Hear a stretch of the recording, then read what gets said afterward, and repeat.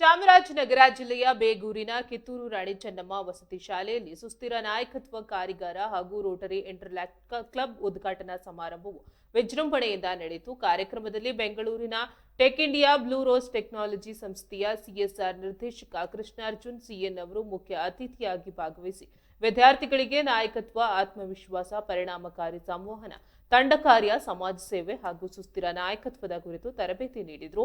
ಈ ವೇಳೆ ಮಾತನಾಡಿದ ಅವರು, ಕರ್ನಾಟಕ ವಸತಿ ಶಿಕ್ಷಣ ಸಂಸ್ಥೆಗಳ ಸಂಘ ವ್ಯಾಪ್ತಿಯ 800ಕ್ಕೂ ಹೆಚ್ಚು ಶಾಲೆಗಳ ಪೈಕಿ ರೋಟರಿ ಇಂಟರ್ಯಾಕ್ಟ್ ಕ್ಲಬ್ ಸ್ಥಾಪಿಸಿದ ಮೊದಲ ಶಾಲೆ ಎಂಬ ಹೆಗ್ಗಳಿಕೆಗೆ ಬೇಗೂರಿನ ಕಿತ್ತೂರು ರಾಣಿ ಚೆನ್ನಮ್ಮ ವಸತಿ ಶಾಲೆಗೆ ಸಲ್ಲುತ್ತದೆ ಎಂದು ತಿಳಿಸಿದರು. ಶಾಲೆಯ ಪ್ರಾಂಶುಪಾಲೆ ಕವಿತಾ ಎಸ್ ಅವರು ನೂತನ ಇಂಟರ್ಯಾಕ್ಟ್ ಕ್ಲಬ್ ಪದಾಧಿಕಾರಿಗಳಿಗೆ ಪ್ರತಿಜ್ಞಾ ವಿಧಿ ಬೋಧಿಸಿ ಸಮಾಜ ಸೇವೆ, ಪರಿಸರ ಸಂರಕ್ಷಣೆ ಹಾಗೂ ವ್ಯಕ್ತಿತ್ವ ವಿಕಸನದಲ್ಲಿ ಕ್ಲಬ್ನ ಪಾತ್ರವನ್ನ ವಿವರಿಸಿದರು.